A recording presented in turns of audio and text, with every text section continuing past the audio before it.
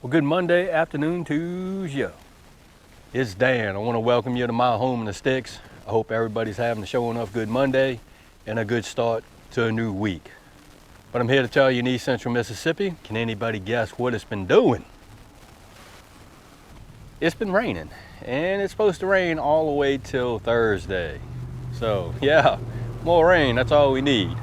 But before we get started on this video, I always like to mention that if you are new to the channel, I sure enough want to welcome you. And if you're returning just to see what old Dan's got going on over here, I thank y'all for coming back.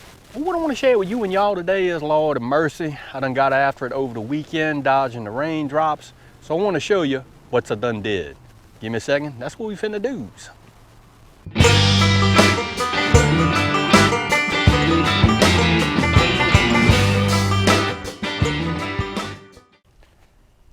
Look at there. So what I worked on pretty much a pretty good bit over the weekend is I made a little stand for all of my container berries. And over here I have a Willamette raspberry, a thornless blackberry, and 2 blueberries. I had quite a few people ask me about the soil testing that I had made mention of in the last couple of videos. And yes, this blueberry I actually planted out using potting soil and hollytone. And this blueberry I potted out using a half mixture of potting soil and peat moss, half and half. So we're gonna check these two soil wise for the acidity probably as soon as the rain stops, because yeah, I'm thinking maybe Saturday we might check them. I don't know, we'll have to see on that. But the big thing that I did was I made this little rack just to hold these guys up off of the ground, because I do have a problem, a big problem with red ants, fire ants over here. And this spot right here gets at least 6 to 7 hours of sun when the sun's out and it ain't raining. So I worked on that, pretty big thing. Took a little time getting these containers moved and getting these berries planted out. So we're gonna see how they do container wise on these berries. I'm thinking it's gonna work, but that's to be seen. Let me show you something else I worked on over the weekend. Well, as you can see, I have a game hen up there. She done got out.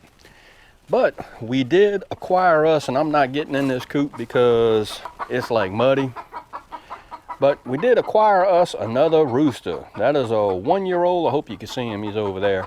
It's a one-year-old Rhode Island Red, and I also bought 2 game hens. There's one over there and one up there. We got 3 more birds for the flock because I like having a roost in. But check this out. What I did was I went ahead and remodified my watering system for the hens. And the reason, Dan, why'd you do that? Well, the reason is, for some strange reason, the 2 game hens that I purchased, they think that the watering nipples, or the PVC, the T that houses the watering nipples, is a place to roost. So, and when they roost on it, naturally the weight of the hens is gonna turn that T down, and then all the water drains out. So what I did was I just went ahead and drilled me a hole through my coop wall, extended the 3/4 PVC with the watering nipples, and I also put the 5-gallon bucket on the outside. And I also tied up the T with just some old baling wire to hold that T up, just in case. Well, you can see it's kind of dirty. They do like to, the 2 game hens like to roost on that for some strange reason. But I did this for a number of reasons. The first reason is I like the fact that I could be outside of the coop and fill the water up, besides having to go in, which I do go in anyways, but on days where it's been raining, it gets mighty sloppy up in there. So I like the fact that I could be outside and water the chickens with no problems. Second reason is the roost. The 2 game hens really like roosting on that T that houses the watering nipples. So I'll waste a lot of water.